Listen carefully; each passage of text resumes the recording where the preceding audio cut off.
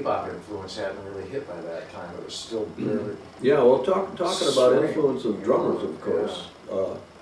The first drummers, as I've already mentioned, were Gene Krupa, Buddy Rich, and Cozy Cole.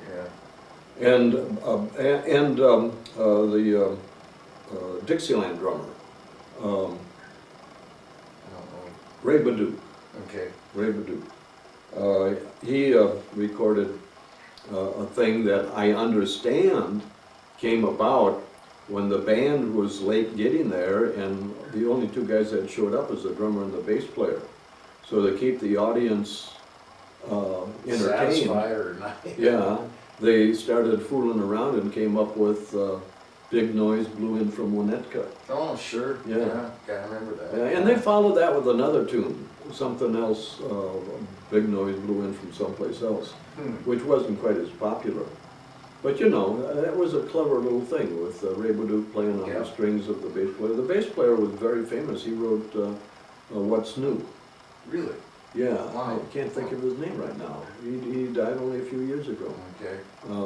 But anyhow, he had written the tune What's New, and then Ray Badu and he put out that Big Noise Blew In From Winnetka, and he was recognized as the best Dixieland drummer. Huh. And he was probably almost equal in fame to Gene Krupa. Wow. In other words, Really? yeah, in other words, Ludwig drum set you could buy a Gene Krupa drum set, you could buy a Ray Badu drum set. Wow. You know. Okay. Buddy Rich was with Slingerland. So if you wanted a Buddy Rich drum set, you had to buy a Slingerland drum set. After the war, of course, I got very much involved with listening to Max Roach. We were still Well, what year? What's the timeline here? about 46, about 1945, 1946, right after the war. Mhm. They were still making these 78 records in those Yep, days. exactly. And so you only got two tunes, you know, Yeah, one on each side. one on each side. Right. And they'd only come out, well, they'd come out with a tune almost once a month, almost. Really? Well, maybe not that much, but you know, I understand. you'd get a In tune that- and you'd listen to Max Roach playing, and you'd pick off, I would write down all the little, I remember all the things that he did in those early days. We could almost write a book on the history of Max Roach and pick out the recordings, the early records, and say, this is what he did on that record, this is what he did on that record, this is what he did, and show the history of the influence of what we call coordination between the snare drum and the bass drum now, you know. Mhm, mhm. Max Roach was probably the first one to actually record, you know, quarter note triplets going around the drum set while he played the cymbal, and dotted quarter notes, and ideas based on 3 beats that he repeated over the bar line when he was in 4/4 time, those kind of things. He wasn't the one that started that. That was started by, oh gosh, again, I can't remember, but the drummer that actually started that type was playing like that way back in about 38 or 39, you know, before the Second World War. I think the war changed a lot of things for everybody. Because he was black, he had a hard time here in the States. He went to France, and he was very popular in France. When he left for France, why, there was an opening then for Max Roach to join Dizzy Gillespie and Charlie Parker, and that's what he did, and that's why Max got so popular. Well, anyhow, we would buy a record, you know, and trumpet players would buy the record to hear what Dizzy was doing, and saxophone players would buy it to hear what Charlie Parker was doing. And in those days, even guys that played sax would edit things. They'd have these wire tape, not wire recorders, not tape recorders, but wire recorders. Yep. And they would record just the Charlie Parker solos. So, you know, they could run their wire tape recorder and listen to just Charlie Parker. They didn't have to listen to The Dizzy. rest of the band? Or the rest of the no- band, the no piano player, yeah, Dodo sure. Marmor's or Sure. what. And so, again, I started writing down and transcribing everything.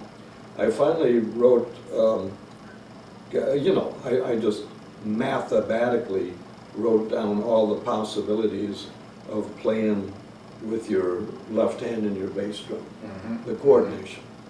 I had 12 books, a stack of about this high, because I had written out, what, 100,000 measures of what you could do.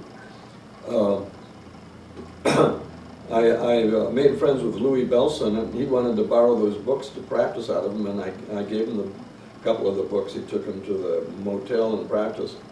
And he came and he said, you know, you should publish these. Well, I didn't know anything about publishing, so I didn't do anything about it. Yeah. But this was before Jim Chapin came out with his book, you know. Jim Chapin came out with a really good book on that type of coordination. Yeah. Still a great book. It still is a real good book. Yeah. But, you know, it was amazing. I could sight read Jim Chapin's book because I had already practiced all that stuff. Sure. So anyhow, it was great. Well, there's a difference in four-way. Yeah. Well, this was before four-way. I'm Yeah. not talking a four-way. No, I understand. I'm talking just snare drum, bass drum against the ride cymbal beat. And who was Louis Belson playing with it? Was he playing with Ellington? Had he played that skin deep No. thing yet at that, by that point in time? Louis actually, there was a drum contest in about 1940, I'm guessing, that I actually joined. And here locally, I came in second. I can't remember who won the contest. I came in second. So it was local, kind of regional, and then there was a national one? Yeah. Deal? Okay. Louis won in Chicago. Okay. The finals were actually in Chicago. Oh, okay. See, Louis' father owned a music store in Moline. Oh, okay, okay. And so, you know, he was right there. He won the Chicago thing, and then the Nationals were there, so Louis was right there. The guy that won in Minneapolis couldn't go, and they asked me to go, and I couldn't go either.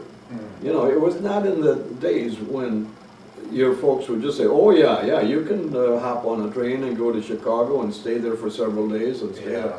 I mean, you know. It was a pretty rough city. You know, well, money-wise, is Oh, what I'm okay. talking, Yeah. you know.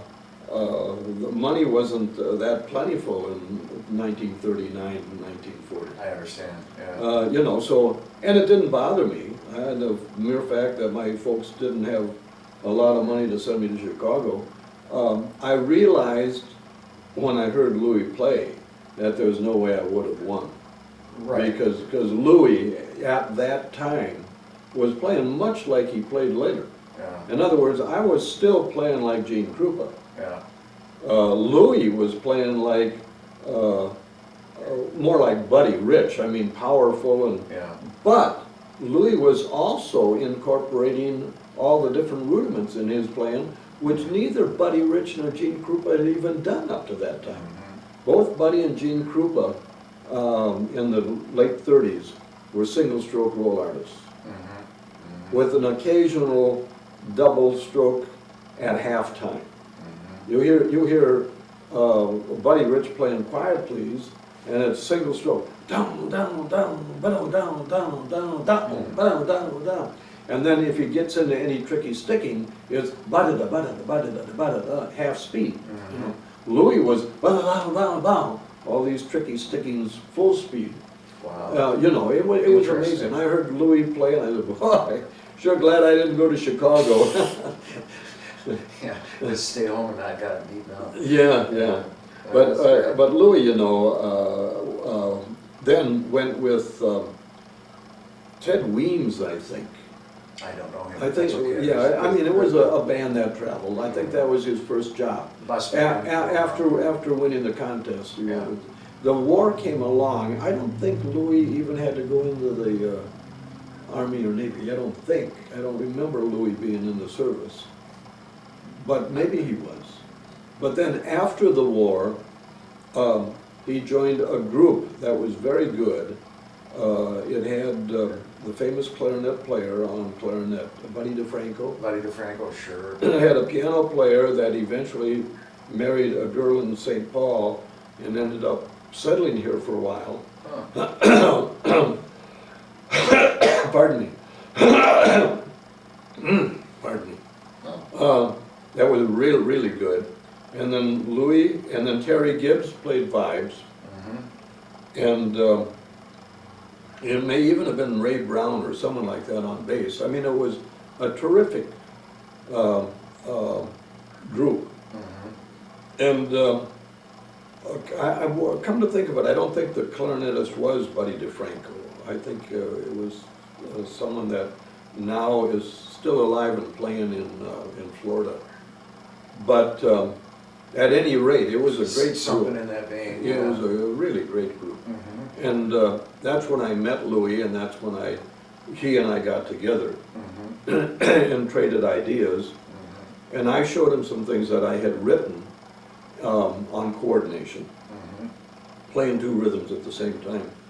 He wrote 2 articles for Downbeat in 1949, and he included my ideas in the articles, and he gave me credit for them. Oh, that's nice. So it was kind of neat. That was Oh, sure. 1949, you know. So, you know, I knew Louis very well in those days, and like I said, he encouraged me to publish that book, which I never did. But yeah, I think it did inspire me to start thinking about four-way coordination. And then I talked to Elliot about it, and then we decided to go Explore it, yeah. Explore it. Krupa was a great showman. Yeah. I mean, he'd knock you out what he did.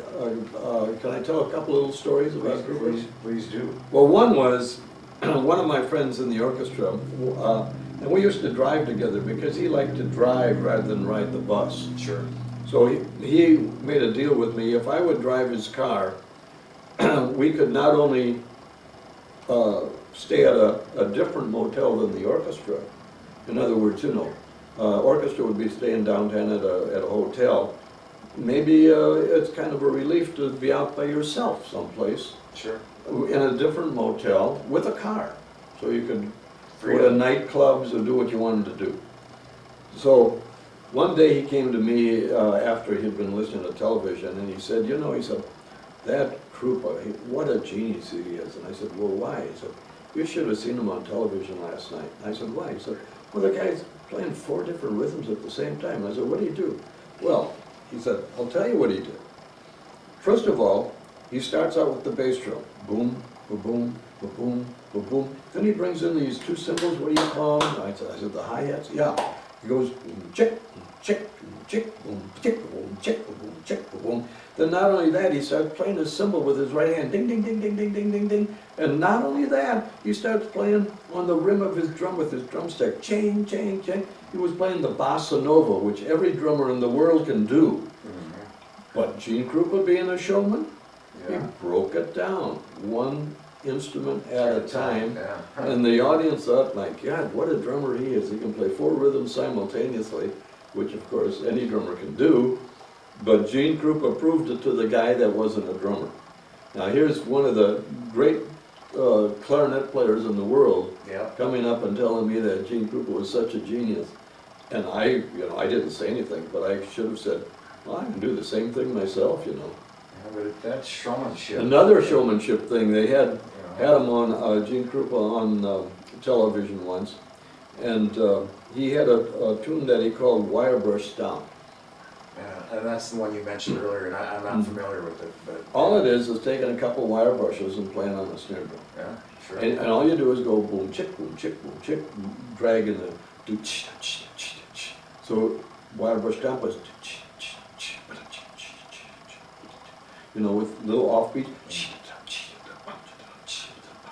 That's the whole thing. So Gene Krupa's on television. He hasn't put a camera on a box of matches. Okay. Then he takes 2 wooden matches, you know, Sure. scrapes along the side, and plays wire brush stomp. But, you know, because the camera's right on it, you see it. Yeah. Because the microphone is right by the matchbox, you Sure. hear it. Yeah. For a finale, he lights the matches. Oh, jeez. That's a great story. You know, showmanship, Boy, man, that's great. showmanship. That's great. Anyone could do it, but Gene was the one that thought of it, you know. Yeah, yeah. So, you have to admire him for that showmanship that Gene Krupa Yeah. displayed all through his career. He was a very modest guy, you know. He never said he was a great drummer. Even when he advertised it, and this was true, he always said, Gene Krupa, the most famous drummer in the world.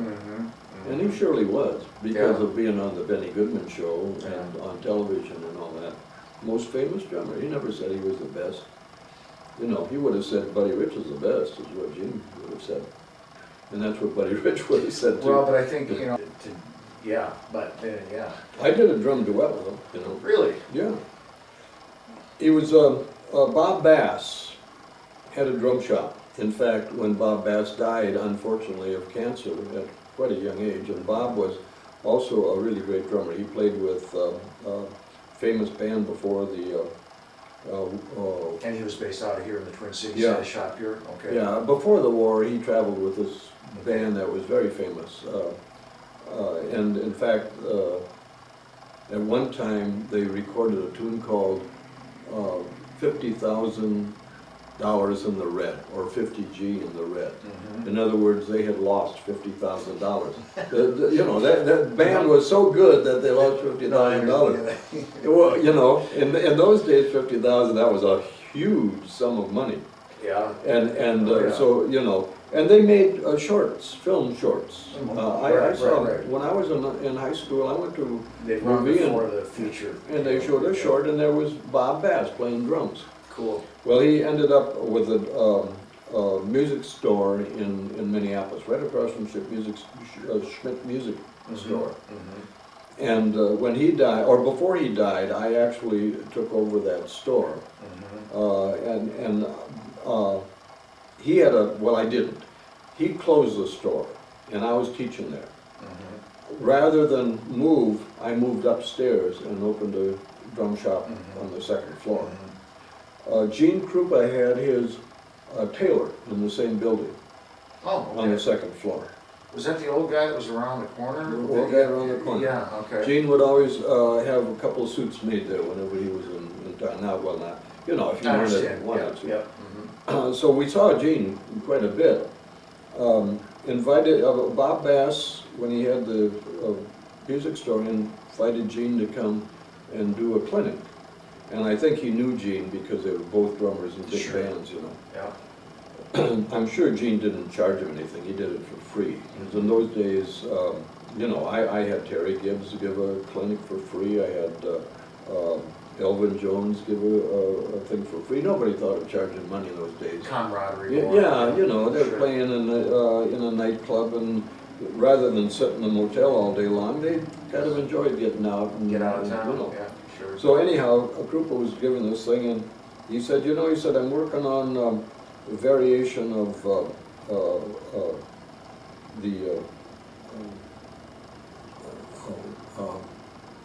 Ravel's Bolero.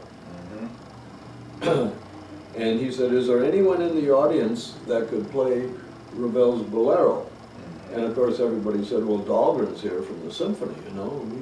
So I went up and I played bum, da-da-da-dum, da-da-da-dum, dum, dum, da-da-da-dum, while Gene improvised on it. And of course, Gene was going, bum, da-da-da-dum, da-da-da-dum, rum, rum, rum, dum, da-da-da-dum, da-da-da-dum, while I was playing the standard thing. So I can say I played a drum solo with Gene Krupa. So. That's really fun. That's fun.